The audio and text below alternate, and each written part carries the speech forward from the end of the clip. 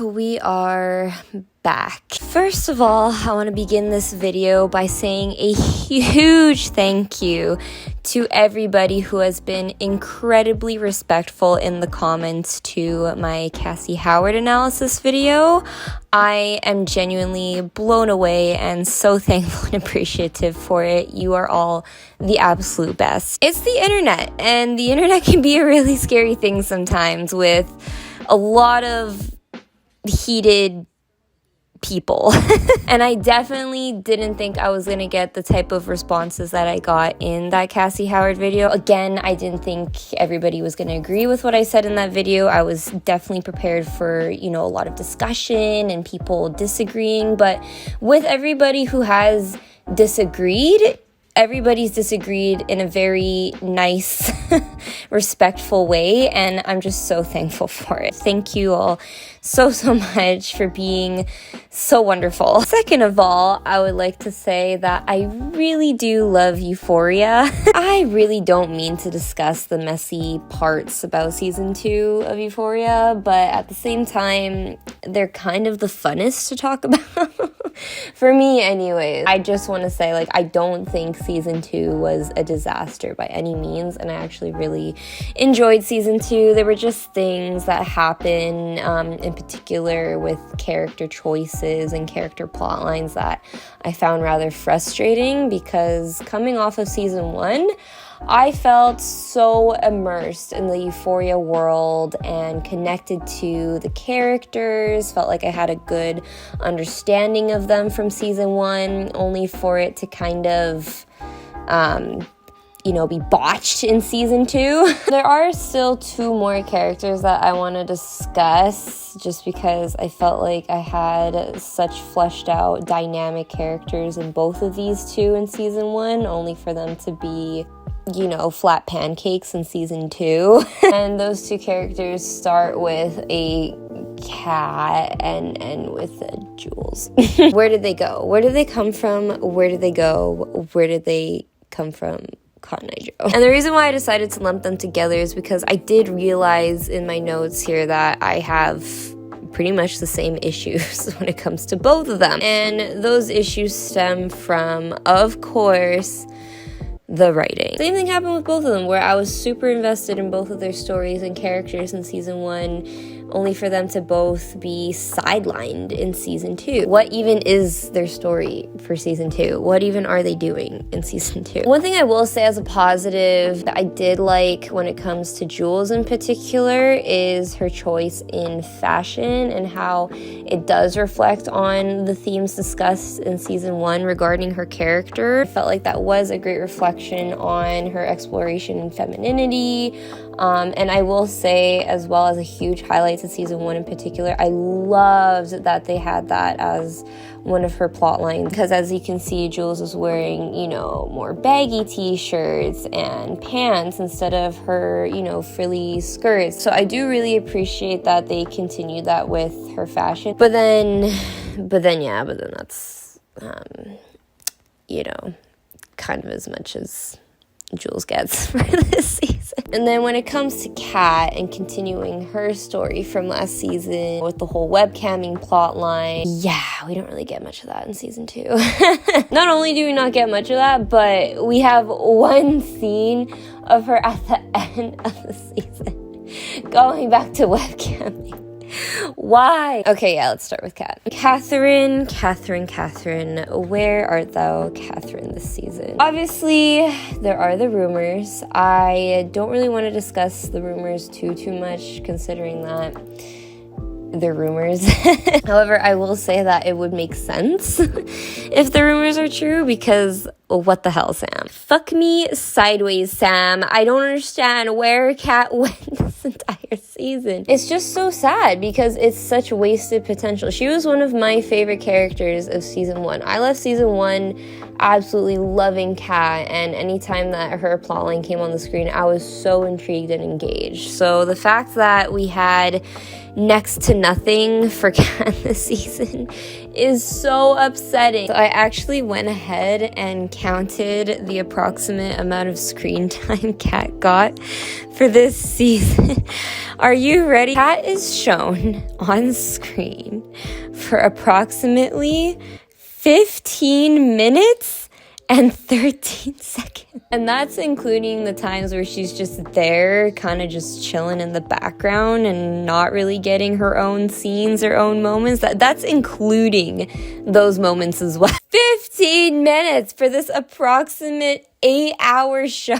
There were so many different avenues that Sam really could have took her in the season, and again, I don't know if the rumors are true. There's also this one rumor circulating that he was going to give her an eating disorder for this season, and apparently Barbie refused, and that was the whole feud, which again, I have no idea, but if that is the truth, yeah, I can see why Barbie would refuse. Love seeing Kat being comfortable in her own skin, not giving a flying fuck, and absolutely owning her shit. It was absolutely amazing to see. To then have her being insecure about her body in season 2, I can understand why Barbie would refuse that. I am happy that that wasn't her plotline personally, but if you disagree and you would have loved to have seen that, then, you know, fair enough. But there are other plot lines that could have been had with Kat. For example, the dangers of webcamming. Not to only mention, she is a minor, okay? She is still a child. What are you doing this online? This is dangerous. I'm sorry, but I can't advocate for any form of child pornography. The fact that that didn't come back around for season 2, you know, only for her to, you know, just go back to it at the end of season 2. It's just, it could have been such an interesting plot to explore. Now, obviously, she has her relationship with Ethan by the end of season 1, so I can understand why she wouldn't be webcamming throughout the season, because obviously, yeah, she has her relationship. Maybe she doesn't feel comfortable doing that while in a relationship. That's fair. But that also could have been a thing where she's in the relationship with Ethan, but then struggling to get off her webcamming ways, because in a way for her, that's how she expresses herself and she feels free doing her web, you know, whatever it is, right? It could have been really interesting to see her struggling between keeping the webcamming thing going and then having her relationship with Ethan and maybe keeping it a secret from me. I don't know, that could have been a thing. But I think more importantly, what we could have had for season 2 is concerning the dangers around webcamming and doing these things and potential consequences for these actions, because it can be very dangerous, especially when it comes to minors doing this. When it comes to, you know, if you want to do it when you're an adult, by all means, have a fucking blast. But I can't help but stress that she is a minor, so I wouldn't want teenagers watching this show and thinking that this is all honky-dory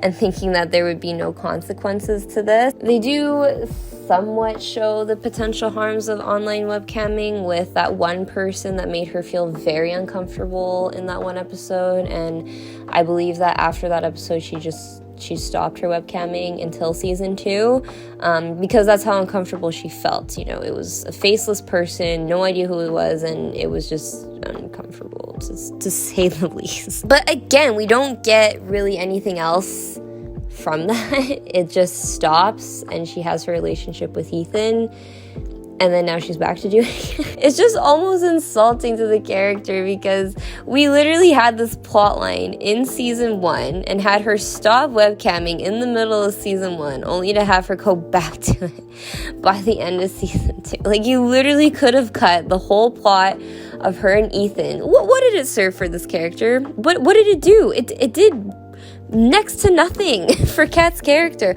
All I learned through her relationship with Ethan is that she doesn't like nice, polite boys like Ethan. Kat likes to be donkey fucked, and she is fantastic at gaslighting. Those are literally the only things I learned from Kat from season 2 with her relationship with Ethan. That's one of the reasons why a lot of people have issues with Euphoria, is because they feel like it's too glamorizing, there's not enough consequences that they show.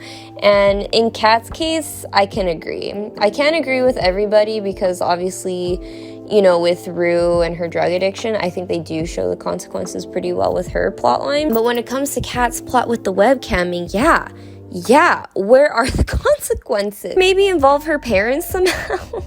like where are Kat's parents? But yeah, I don't know how you all felt by the end of season 1 when it came to the webcamming plotline. I personally felt like it wasn't fully done. I felt like it was kind of left in the open, considering that, you know, she had that one uncomfortable experience and then stops. And then yeah, she just stopped.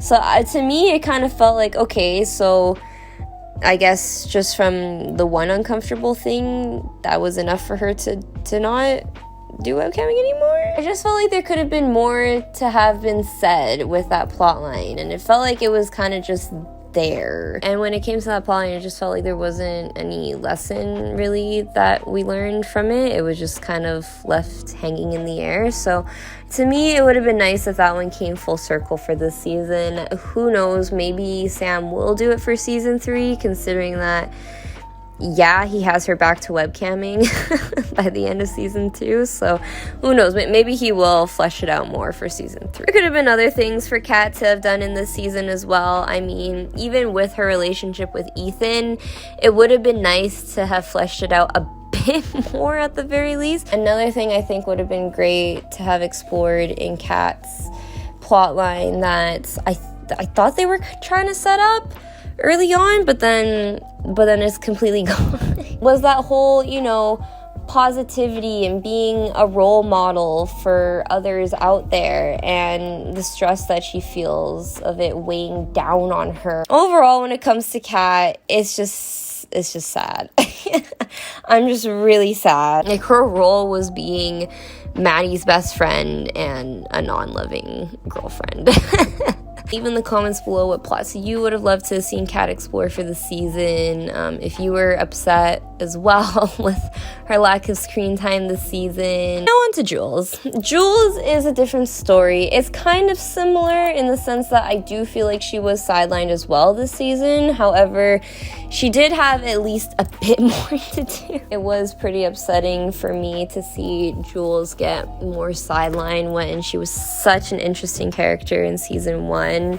And there was a lot to explore for her and her character, I feel. Only for her to be Rue's girlfriend. That was basically her character for this season as well. It was just to be a girlfriend. She was just Rue's girlfriend this season. We get that one scene between her and Nate, which was interesting. Obviously, you know, still hate Nate, but it was at least interesting and in continuation to her story last season. You know, in her special episode, she does discuss that she's still in love with the Tyler persona. So that whole dynamic between her and Nate is important. As much as I hate Nate, her dynamic with him is important and really affected her a lot. So I was happy at the very least we got that scene between them and with her and the disc and her dad. It was good. That was a good scene. But besides that, what does Jules do